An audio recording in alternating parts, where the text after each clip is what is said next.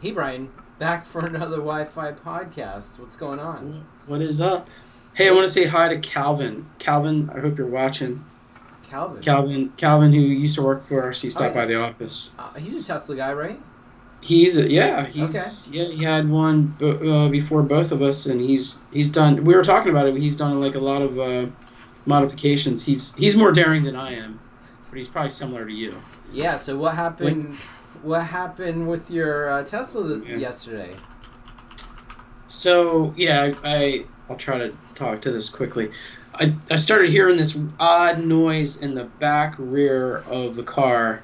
It almost sounds like, you and I talked about it, like, you get rust on your rotors and you can hear it like hit the brakes as the wheels are rotating, like a vroom vroom vroom vroom kind of sound. Mm-hmm. And it wouldn't happen at slow speeds, which was weird. You and I talked about that.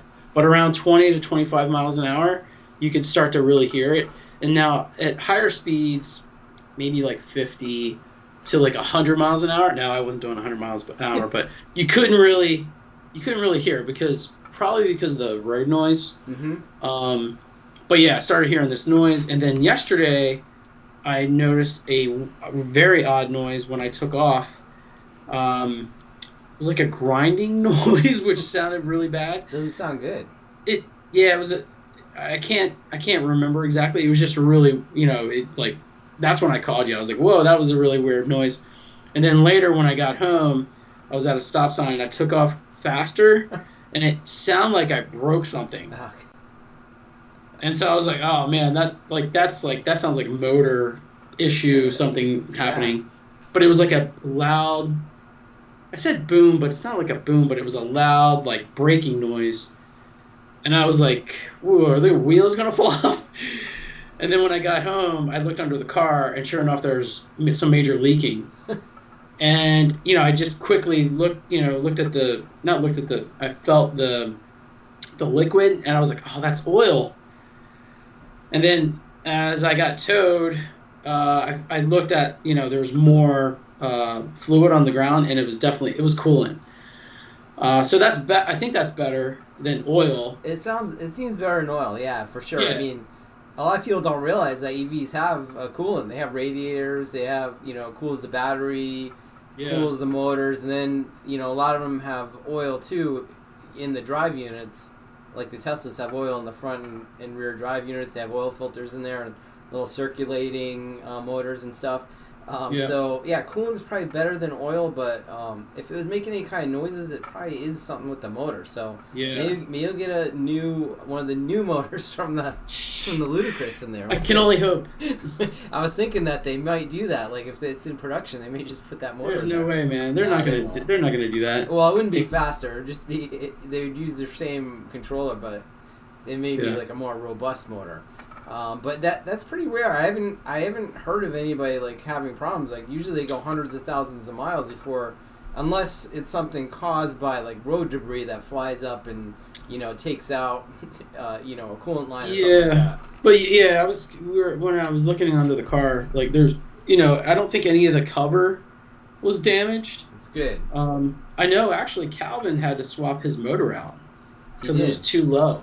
It was too low. I Okay, because he think I think lowered he it. told me that. Yeah, so I don't know. Maybe Calvin knows. Maybe he I don't knows, know. but you haven't Comment, lowered your Calvin. car. Your car's higher, if anything. Yeah, my car's definitely higher than his.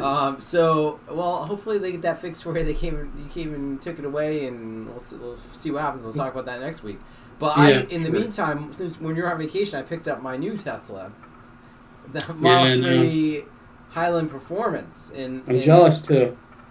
yeah, you got to take it for a ride. It's like it's noticeably faster and a lot of improvements. I've been making a lot of videos on the channel, so check it out. Yeah, I've been seeing your videos pop up. I'm trying to take the your full YouTube advantage, shorts. full advantage of it, of the content there. So, Yeah, for sure. but what do we want to talk about Wi-Fi this week? So I had some people asking about high channel utilization, right? So Yeah. that's one of the problems that can happen, and it'll be detected on the Genius Cloud dashboard, right? Like, Yeah, for sure. you would see high channel utilization. Like, what does that mean, right? What does that mean, Bryan? Like, What does that mean? That can mean That could mean, actually, we did talk about this because it is it's good to see, not good to see, like it's good to be alerted by that because then you can start looking at, like your AP configurations. That's one thing I'd start looking at. And then like the client traffic, I would look at that as well. But normally it's, there's a lot of it could mean like your channels are set too wide. Too wide a channel, yeah. If you have Yep. if you have 80 megahertz channel width, yeah, you're gonna get higher speeds. Especially, never use that on 2.4, right? But on 5, you could set it to 80. You'll get higher speeds, but there'll also be more chance of like channel overlap, co-channel interference and things like that. Yep. Yeah, normally, like in a lot of, if you're in a small business and you don't have like really close neighbors, you could potentially get away with like wider channels. 5 gigahertz will go up to 160 megahertz wide channels. You typically don't ever do that unless you're like in a very rural residential one like router, right? Right. Device Right. or one Wi-Fi access point, you're going to use that. But like when you have more than one access point, there's no way you're using 160, and you're most likely not using 80, and you're typically using 40. And Right. nowadays, you're even using 20. Right. So you should be on 20 for 2.4 and 40 for 5 gigahertz, right? Yeah, I would say in a small office, like in our office, we have like 7 APs, and I believe they're set to 40, and it's totally fine. Yeah, so 40 is fine. And then on 6 gigahertz, you can use 80 or 160, depending on how many APs you have and where they're spacing. That's right? Not even that's the beauty of 6 gigahertz, right? It's still pretty clean. A lot of Wi-Fi 7 devices are being bought right now. What I mean by that is access points are being bought. Oh yeah. So yeah, there's definitely way more spectrum and way more channels, and the opportunity to use wider channels so you can have faster speeds. So, and you should also look at what bands that the clients are on. You should be look at that they're not all on 2.4, right? If you see a lot of clients on 2.4 that support dual band, then that means you need to have more access points closer together with 5 gigahertz, right? 100%, yeah. So that, you have high channel utilization, right? And then you have client ratio. Yeah. And client ratio will actually tell you that, like, if you have a lot of clients on 2.4, your layout is probably, the design layout is probably not, it's not good, right? It's not good, right. It's not optimized, right? So, like you're saying, like, more access points, because you're really trying to do, well, nowadays you're trying to do coverage for 5 gigahertz and 6 gigahertz, which those frequencies travel less, so you need, or less distance, so you need more access points. And to be able to overlap, you need more access points. So you're serving those clients on 5 gigahertz and 6 gigahertz. So if you do have a lot of people on 2.4, that means that the device is trying to communicate further, right? And maybe that you need an access point in that area to put them back on 5 gigahertz, right? Right, because there's more channels on 5 gigahertz than there are on there's only 3 usable channels on 2.4, so you can get high utilization really fast on an access point. Yeah, they're all on 2.4. Yeah, and I would say like it's funny, we have the 3 channels within 2.4 gigahertz, but like in where I'm at in LA, I have a lot of neighbors, and so they're operating on there's only 3 channels to operate on 2.4, and most likely I'm going to be on the same channel as somebody else. Yep. Because I have so many neighbors around me, but like in your area, it's probably fine because your neighbors are further apart. So it really depends on where you're at. But yeah, the three major channels, 1, 6, and 11, are the best to use. So, but yeah, 5 gigahertz, way more channels, right? And then 6 gigahertz, like very clean still. Yeah. Yep. So a couple other things that you could probably do now. We talked about SSIDs, so you should minimize the number of SSIDs because there's a little bit of overhead for each one, but it's not a huge amount of overhead. I think the better thing to do to reduce utilization is to put only the SSIDs that are being used on each access point, right? So if you have a certain area that you have staff You know, Right. you only put that SSID on those access points, right? You don't put them in the don't necessarily put them in the dorm rooms, Right. right? Because then it's just adding overhead, and you're not having anybody connect to it. Yeah, like I have another good example of that. So in our office, right, we have guest Wi-Fi. Mm-hmm. Kind of like guest Wi-Fi or visitors Wi-Fi. And when you walk into our building, we have 2 major conference rooms. That's where like a lot of our customers come. Yeah. There's one access point. It's the only access point of the 7 that is broadcasting that SSID. Right. Like the access points that serve like most of the staff that are in the back of the building are not broadcasting that SSID. There's no need for it because they're on our staff SSID. Yeah. Right. So yeah. So you can pick and choose what SSIDs are broadcasting in what particular areas. Right.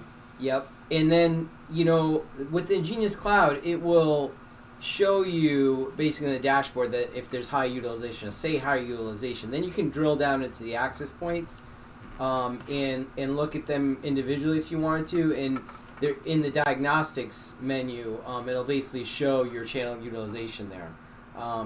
So Yep. that's useful. So you can see which one is using it, and then even look at the clients to see, like, you know, maybe there's some cameras that are just utilizing 100% all the time on 2.4 or something like that, and then maybe you want to put those on their own access point, or something in that nature, right? That's right. Because there's 2 other things that you can do to reduce the utilization. One is to get rid of those legacy speeds like 802.11b, 11g, right? Right. Yep. You can, and there's some options even in the Genius Cloud, Ruckus Cloud, everything to disable those lower bands, and that will shift everyone up to a higher base speed basically, and data rate, right? Yeah, higher data rate, and that will improve utilization. But if you have like a lot of IoT devices that they're 11B or 11G, you may have to have an access point, maybe one access point, broadcasting those out, right? Right. Yeah. So that you have to be a little bit careful about. And then you mentioned one other thing that you saw with BCMC suppression, right? Explain how that happens. Yeah. So what we experienced, it was in it was a private college. Where there's a lot of there's 600 access points deployed, and thousands of maybe a few thousand students, and then a number of different staff. And what they were experiencing is high channel utilization across a lot of the access points, and it was during the peak times. And so what you'll see with that is, you're getting a lot of traffic at one time on the access points. So what needs to happen is, within the cloud system, is there's something called BCMC suppression. That's broadcast multicast traffic. You wanna drop all the broadcast and multicast packet within the wireless, and but that continues to you can still see ARP and DHCP, or that still is passed. But when you have a lot of users coming online, that will cause high channel utilization, because you have all this traffic happening within on the Wi-Fi side. Yeah, so they're joining the network and then they're broadcasting right away. Now you want to allow DHCP through, because they're going to broadcast traffic. Right, they're gonna request a DHCP address, so you let that through. But any other kind of traffic, like Windows browser traffic, all that stuff, like you're going to suppress that for a certain amount of time. That's right. Yep. So that it doesn't overload the network. Yeah. So like when what the experience was from the user standpoint is, I can't connect, or it's really, really slow. Yeah. And so those are the issues, right? So that was the thing that cloud really helped us with, is like the high channel utilization. And when you hover over the high channel utilization, it will tell you the access points of what Which one? access points are experiencing the high channel utilization Right. portion of it. Yeah, and I mean, you experience this, like, if you go to a place that has bad Wi-Fi, like a hotel that has bad Wi-Fi or something, you'll connect to the SSID, and you'll be connected, but then you won't get a DHCP address, right? Like, you'll be trying, and Yes, and it's just like not your request isn't getting through. that's right. Exactly. Yep. It's getting dropped, or the traffic's just so high utilization on that radio that it's not getting that broadcast traffic through. Right. So yeah, just some things you can do. Let us know if you're experiencing these kind of issues, and because we probably come up with some fixes for it. Yeah, and just to add, right? So like you were saying, if you go into the diagnostic tools, you can check your channel utilization there. Mm-hmm. You can scan the 6 gigahertz, 5 gigahertz, 2.4 gigahertz, and then on the 230S and the 220S. You have that spectrum analyzer as well, so right. Like you can really pinpoint issues.